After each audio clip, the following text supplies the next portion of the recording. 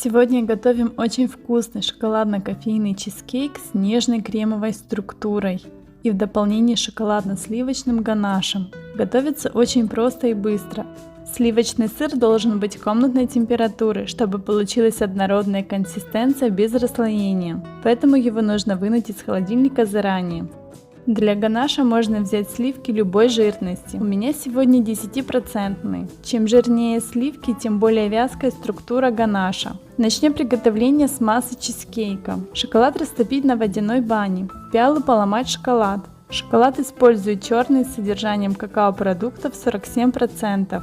Чем выше процент, тем плотнее получится чизкейк. Можно использовать молочный шоколад, но структура будет мягче и более сладкая. Наполнить миску кипятком. Подождать, чтобы шоколад начал таять. Мешать до однородности. Убрать с водяной бани. Рекомендую выбирать сыр с кремовой текстурой и легкой солоноватостью во вкусе. Я использую кремы Hochland. Можно также Philadelphia Original Craft Foods или Almette Hochland. От сливочного сыра в основном зависит и вкус, и структура. В миску выложить сливочный сыр. Добавить кофе, шоколад. Хорошо все перемешать. Вот такая кремообразная масса получается. Формировать чизкейк буду в кольце диаметром 16 см. Можно в форме со съемным бортиком. В кольцо установить ацетатную пленку. Концы соединить канцелярской скрепкой. Выложить массу. Старайтесь немного уплотнять, придавливая лопаткой, чтобы не оставались пустоты. Аккуратно разровнять.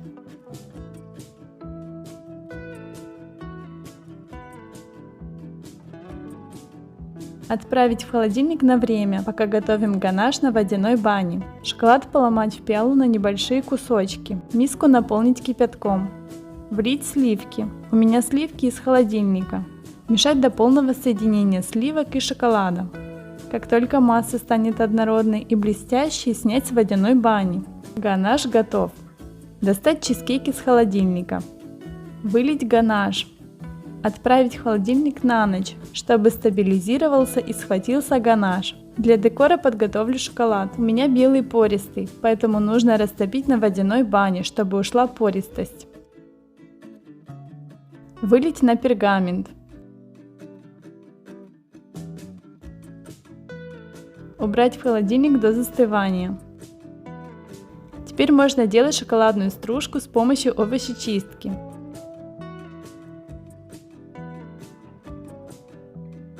Вот такая стружка получается. Достать чизкейк из холодильника.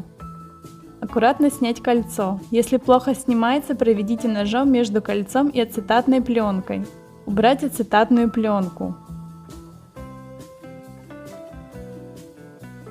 По краю выложить шоколадную стружку.